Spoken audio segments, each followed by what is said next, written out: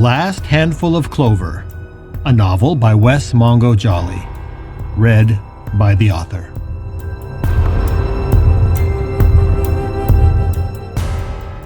Book 2, Gifts Both Light and Dark.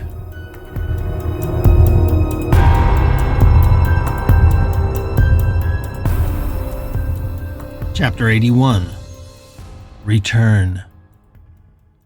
June 15th, 8:16 p.m.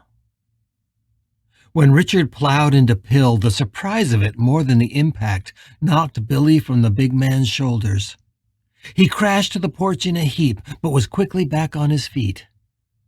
The scene around Billy was so surreal that it seemed more like a dream.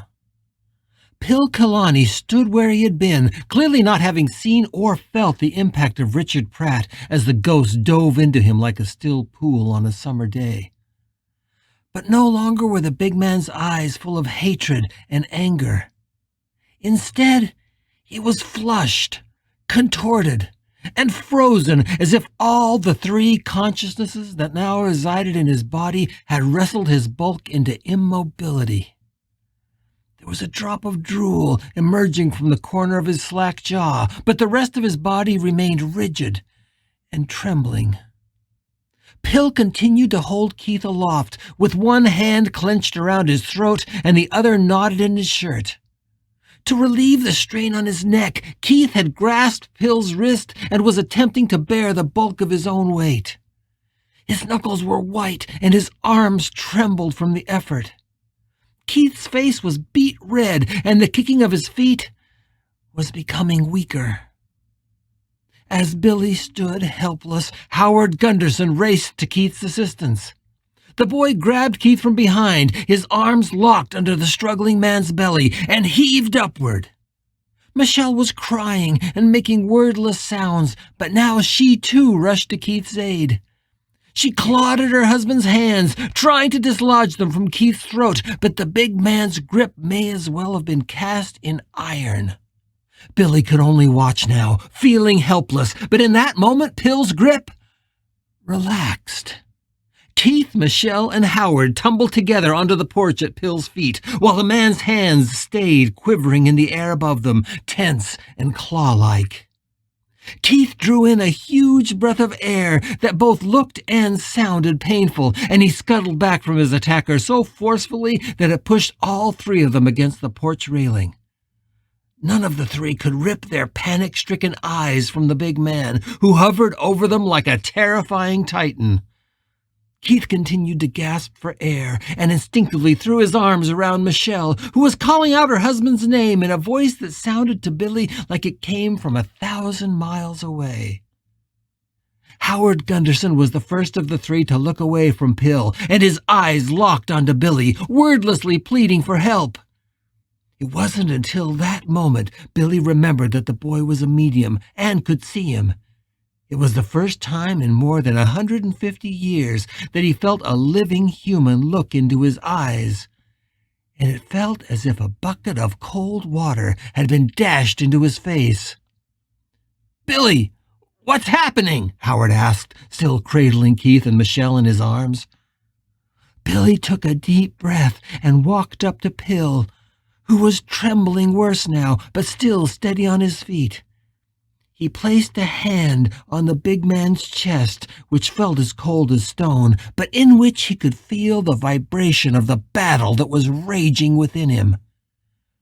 "Richard and Justin are both in Pill," he said to Howard. "What's Richard doing?" Billy looked at the boy, and in that moment he looked so young, so vulnerable, and so sadly unaware of the world in which Justin's possession had so cruelly thrust him. "I don't know. I suppose he's trying to stop him, or save him, maybe. We have to pray that he's strong enough, that Tooele taught him what he needed to know." "What?" Michelle stammered, staring at Howard. "Who are you talking to? Who's Billy?" "Billy is Richard's friend. I think he's been watching over Keith." "Well, tell him he did a piss-poor job of it," Michelle whimpered, still cradling her friend while he coughed and sputtered against her chest. What is wrong with my husband?" Billy didn't know if the question was to him or to Howard, but he answered anyway. "Tell her that Richard can do it. Pill will be okay." Billy said that Richard is inside Pill's mind, and he's trying to get Justin out. Richard is trying to save your husband. None of that appeared to make any sense to Michelle, but before she could protest, Billy's attention was drawn suddenly back to Pill, whose tremors now seemed much more violent. Just as he was afraid the big man was going to collapse, Billy and Howard both witnessed an amazing thing. Justin was suddenly expelled from Pill, emerging from the big man's hunched shoulders like a watermelon seed squeezed between the fingers. And it was not a gentle expulsion. To Billy's eyes, it looked as if the boy had been physically hurled from his host. Justin's ghostly body smashed against the house with a scream that only Billy and Howard could hear, and he fell to the boards below, writhing and wailing as if his back had been shattered. "Justin!" Billy yelled, rushing forward. He knew how important Justin was in finding George Drouillard, and finally, here he was. The boy looked shattered and broken, but maybe that was for the best. If he could just question him, maybe he'd find out what they needed to know. This may be our only chance, Billy thought, bending down over the boy's writhing, moaning body. But Billy wasn't the only one that could see Justin. The sight of his nemesis made Howard shoot to his feet, bowling over both Keith and Michelle in the process. They looked at him in shock, not knowing what was happening. Instantly, Howard was back to where his crowbar lay. He had dropped it as he ran to help Keith, but it was only 2 steps away. He scooped it up and rushed upon Justin so quickly that Billy barely had time to react. And of course, he knew he could do nothing anyway. He could speak to and be seen by this medium, but he was still a ghost. He couldn't do anything to change the course of his actions. "Howard, no, don't!" Billy screamed. But it was too late. Howard was past Billy and on the writhing boy as fast as a cobra. And there was such rage and hatred in him that Billy knew his words would have no effect.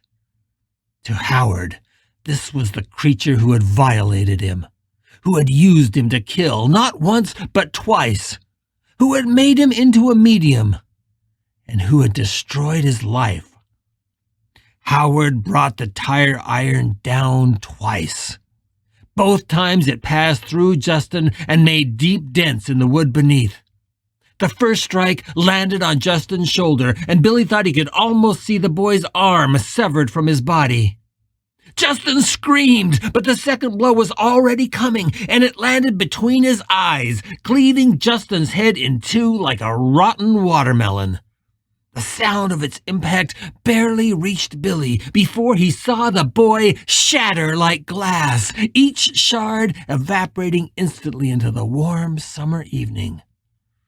With a final, wordless scream of hatred, anger, and frustration, Justin was gone, and there was an instant of deathly silence. Michelle shouted Howard's name, but Billy knew that to her none of this made sense. All she could see was this strange boy she had somehow befriended, smashing the crowbar into the empty porch. If she could only see, Billy thought, if she could only see what Howard sees, maybe she would be less terrified. Keith was now sitting up, and his color was nearly back to normal, so he was the first one to notice the change in Pill. "Look," he croaked, pointing up at the big man. No longer was Pill's face contorted in pain, and no longer did his limbs tremble. His claw-like hands suddenly relaxed, and slowly his enormous arms settled back to his side. His body straightened from its crouch, standing tall. But then he gasped with a huge intake of breath, and his head rolled back as if he was having a seizure. Billy could see his eyes rolling back in his head as well, and Pill's vast bulk swayed like a heavy tree in the wind. "Howard, quick, grab a chair," Billy called. Howard was still reeling from his attack on Justin, but to his credit, he reacted to Billy's command quickly. He once again dropped the crowbar and grabbed one of the porch chairs, placing it behind Pill just in time. The man's knees sagged, and he fell hard into the chair. The weak furniture let out a loud crack, but held. Pill remained, sitting upright. Billy stepped back, expecting to see Richard emerge from Pill so that the man could have his body back. There was a beat when nothing happened, and then another. And with a growing trembling in his heart, Billy walked up and put a hand on the big man's chest. "No, Richard, don't. Please come out. Come out," Billy whispered. Michelle was suddenly there, taking her husband's hands in hers and saying his name over and over. "Pill, honey, it's Michelle. Can you hear me? Open your eyes. You're okay. Everything is okay." And as if her command had been what the big man needed to hear, he did indeed open his eyes. As Billy watched with growing despair, Pill's eyes went from cloudy to clear, and slowly a tragic smile crossed the big man's lips. Michelle was crying and covering the man's face with kisses. She threw her arms around his neck and collapsed onto his chest.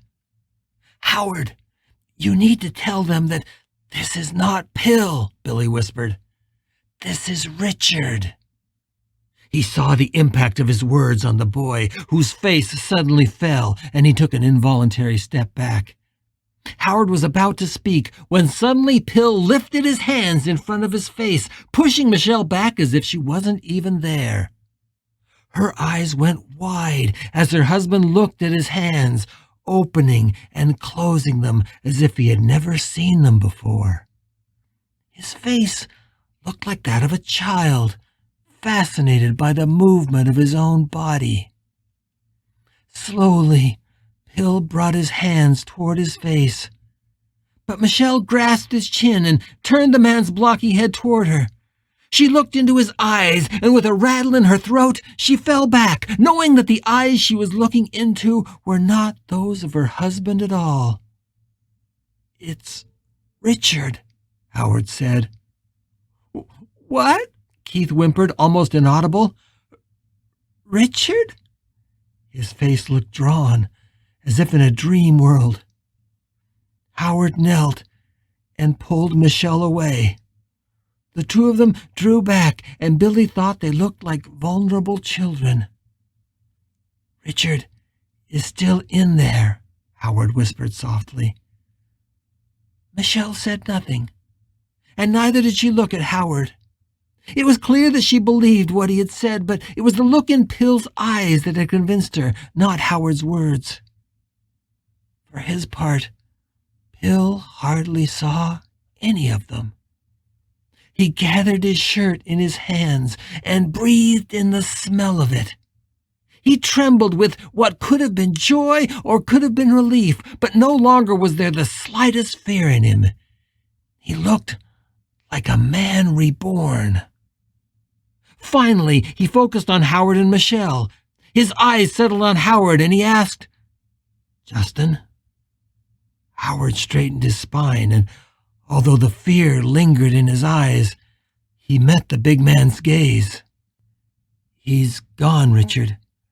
I saw him leave Pill, and he smashed into the wall so hard that he disappeared." Howard took a deep breath and continued, "Richard, I know you can't see him, but Billy is here.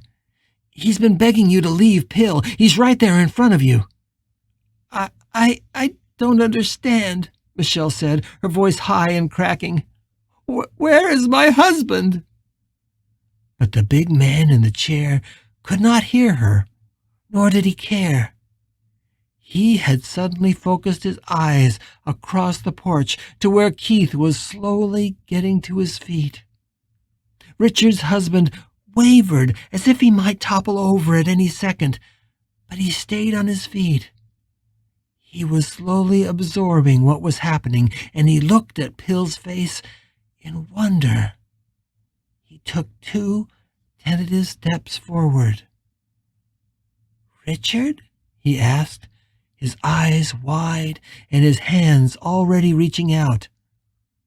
Pill's voice broke. The tears streamed down the side of his face as he looked at Keith. "Baby bear," he said, his voice cracking. Billy watched the two of them and despaired.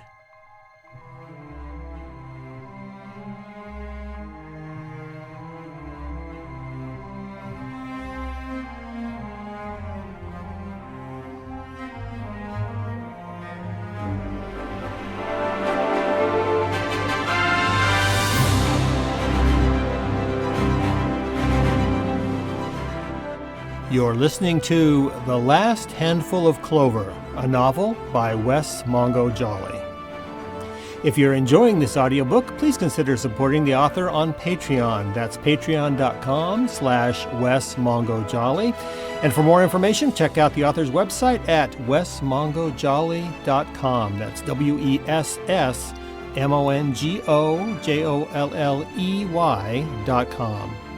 Thanks for listening and stay tuned for more episodes.